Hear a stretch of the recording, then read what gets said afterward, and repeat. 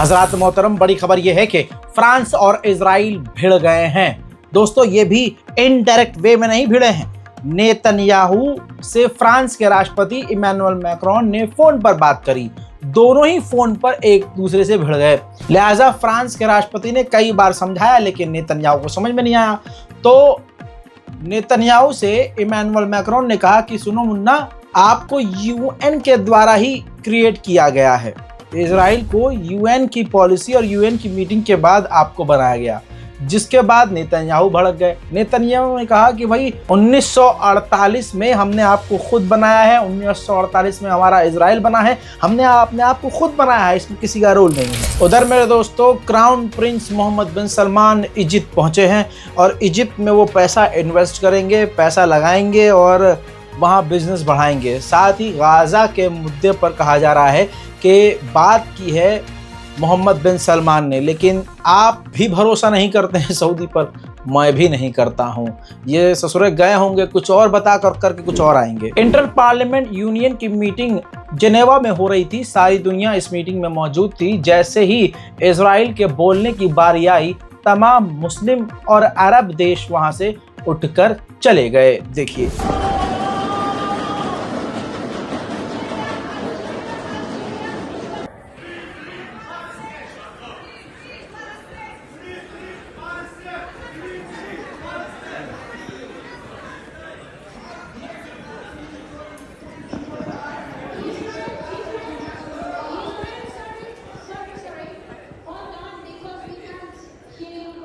educate his children to become the next generation of terrorists. They refuse to condemn the October 7th attack, massacre. मेरे दोस्तों, Israel की खुफिया एजेंसियां इस वक्त यमन में मौजूद हैं और यमन की गवर्नमेंट को मना रही हैं कि आप इजराइल के साथ नॉर्मलाइजेशन कर लीजिए और हमारे साथ मिलकर हूथी संगठन को मिटाइए। वहीं वहां जो मौजूद इजराइल के जासूस हैं, वो यमन के हूथीज के खिलाफ इंटेलिजेंस इकट्ठा कर रही हैं। ऐसा लग रहा है कि यमन भी खतरे में है और यमन पर भी इजराइल बड़े हमले करेगा और जैसे गाजा लेबनान का हाल किया है, वैसा ही हाल यमन का भी करने का प्लान इजराइल का है। आपको मेरी बात पर हंसी आएगी, लेकिन जो मुझे 4 साल से देख रहे हैं वो जानते हैं कि मैं जो कहता हूँ वो सोच समझ कर कहता हूँ। जिस तरह से इजराइल के पास स्क्रिप्ट है, जिसका वो हमेशा जब इस्तेमाल करता है, जिस वो एल्गोरिदम पर चलता है, वो मैं आपको क्रैक करके बता रहा हूँ। ये उसका पहला स्टेप होता है, अपने जासूस दूसरे देश में भेजना, वहाँ के संगठनों को तोड़ना, वहाँ की सरकार को अपना समर्थन देना, उनके साथ हाथ मिलाना और फिर चुपके से उसके दरवाजे को तोड़कर अंदर दाखिल हो जाना और फिर वहाँ आतंकियों को मारने के नाम पर पूरे देश पर हमला करना। अब बताइए, यही तो इजराइल करता आया है फिलिस्तीन में, गाजा में, लेबनान में। उधर वेनेजुएला के राष्ट्रपति ने बड़ी बात कही। वेनेजुएला के राष्ट्रपति कह रहे हैं कि अमेरिका और यूरोप ने मिलकर इस मॉन्स्टर नेतन्याहू इजराइल को बनाया है। इन तमाम देशों के कहने पे ये मॉन्स्टर, ये राक्षस काम कर रहा है। बात हकीकत है। साथ में उन्होंने कहा कि इस राक्षस के जरिए हम वो काम होता हुआ देख रहे हैं जो एडोल्फ, जो जर्मनी का तानाशाह था, नाम नहीं लेना चाहूंगा, उसने भी नहीं किया होगा। वो सब काम अब ये अकेला इजराइल कर रहा है। उधर मेरे दोस्तों, कुर्दोगलू राष्ट्रपति, तुर्की के राष्ट्रपति रजब तैयब एर्दोगान ने मांग की है कि इजराइल पर पाबंदी लगाई जाए।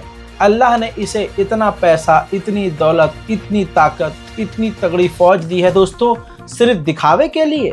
दोस्तों, तुर्की पर भरोसा कभी मत कीजिएगा, खासकर इस एर्दोगान पर। एर्दोगान कहते हैं 1967 में जो फिलिस्तीन बना था, जो इजराइल अलग था और फिलिस्तीन को अलग बनाया गया था, हम उसी को सपोर्ट करते हैं और उसी लॉ को सपोर्ट करेंगे, उसी पार्टीशन को सपोर्ट करेंगे।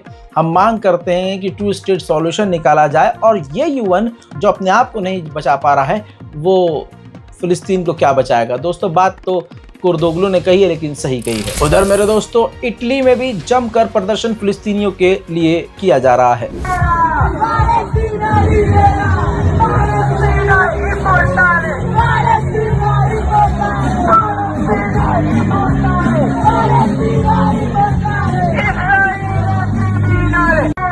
Palestina libera! Palestina inmortale!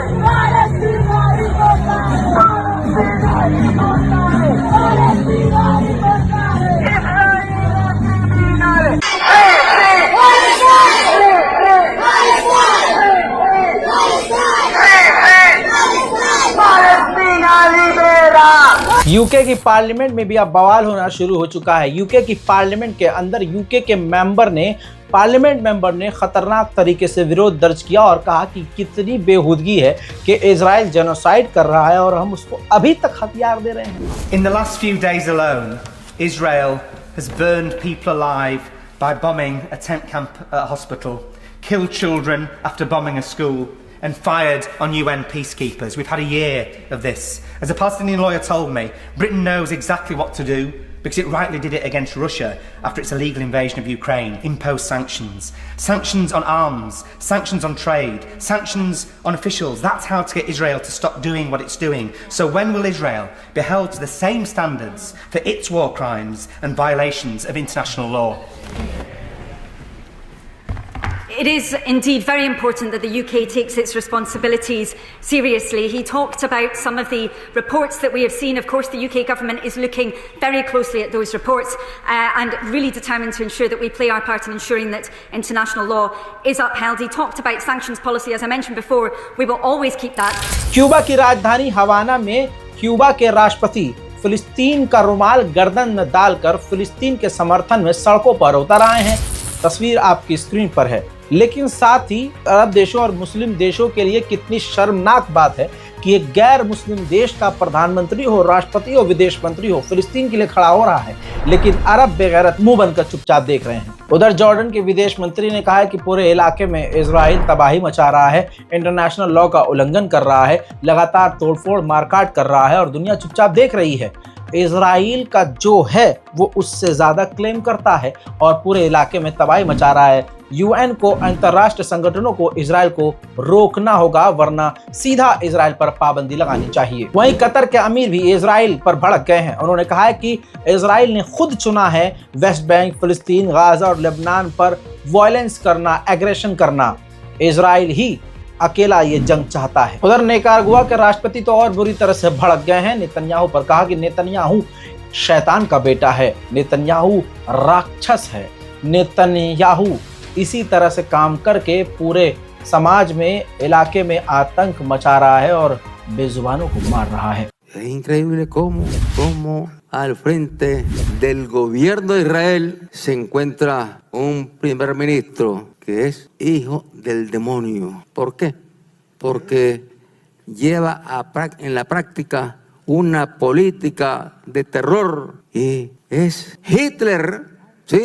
El primer ministro de Israel es Hitler, allí instalado, llamando a destruir a los pueblos, al igual que el que preside Ucrania es otro nazi, otro hijo de Hitler, queriendo comprometer a la... उधर 50 UK के member of parliament ने चिट्ठी लिखी है अपने प्रधानमंत्री को कि इजराइल को हथियार देना बंद करे, लेकिन यूके का जो प्रधानमंत्री है पूरी बेगैरती पर उतारू है और अपनी ताकत का इस्तेमाल करके लगातार इजराइल को हथियार दे रहा है। फ्रांस के एक एनजीओ ने खेल उल्टा खेला है।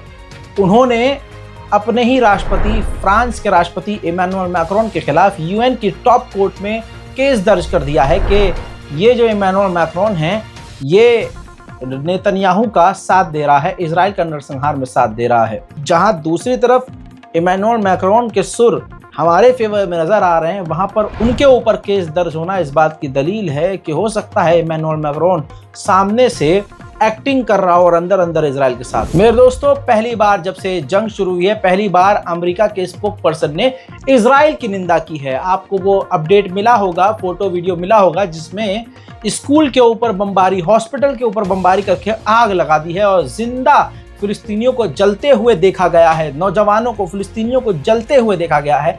इजराइल के इस कृत्य की निंदा अमेरिका के स्पोक पर्सन ने की, लेकिन बड़ी चालाकी से, और कहा कि ये जो हुआ है ये हम इसकी निंदा करते हैं, सिविलियंस को इस तरह से टारगेट नहीं करना चाहिए, लेकिन अमेरिका ने इसको वॉर क्राइम नहीं कहा है। अमेरिका की एक बहुत फेमस मैगजीन है द अटलांटिक मैगजीन, उसका आप कवर देख सकते हैं। उसने मोहम्मद बिन सलमान का वर्ड टू वर्ड छाप दिया है पूरा बयान, जिसमें मोहम्मद बिन सलमान ने कहा था कि इजराइल को हम अपने दुश्मन के तौर पर नहीं देखते हैं, बल्कि हम उसको अपने साथी के तौर पर देखते हैं। हम ये देखते हैं कि इलाके में हमारे साथ मिलकर काम कौन करना चाहता है। यानी समझ रहे हैं आप, ये बात सिर्फ मैं नहीं कह रहा हूं मोहम्मद बिन सलमान के बारे में, पूरी दुनिया जान चुकी है कि मोहम्मद बिन सलमान गद्दार है, गद्दार बिन गद्दार। उधर अरब के देश, ये खासकर सऊदी अरब के न्यूज चैनल भी इजराइल को साफ करके दिखाने के लिए लगातार दिन प्रतिदिन नए नए कमांडर ऑफिसर्स को बुला रहे हैं, और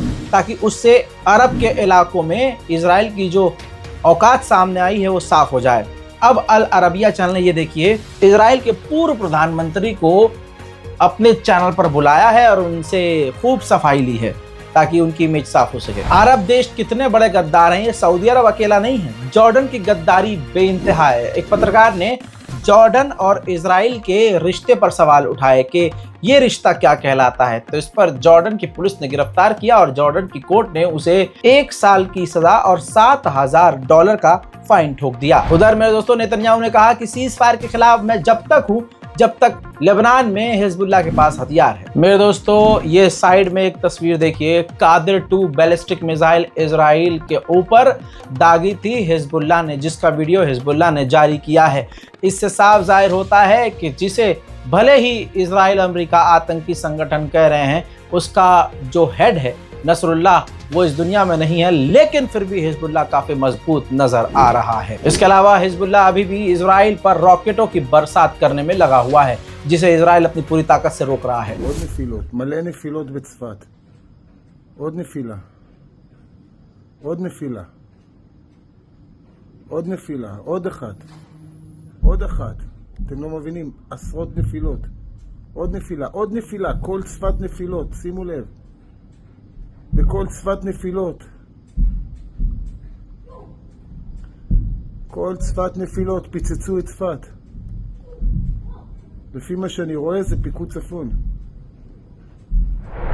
וואי, כמה נפילות בצפת, לא להאמין. उधर इराक के संगठन भी लगातार इजराइल के ऊपर हमला कर रहे हैं। उसका ड्रोन तस्वीर आप देख सकते हैं। कई तरह के हमले इराक की तरफ से भी इजराइल पर हो रहे हैं। 7 अक्टूबर से अब तक फिलिस्तीन के इलाके में 43 प्राइवेट आउटपोस्ट इजराइल की मिलिट्री ने बनाई है, जिसे इजराइल के सेटलर्स और इजराइल की पुलिस, इजराइल के सेना यूज कर रही है, कमांड कर रही है। इस रिपोर्ट को शेयर कीजिए।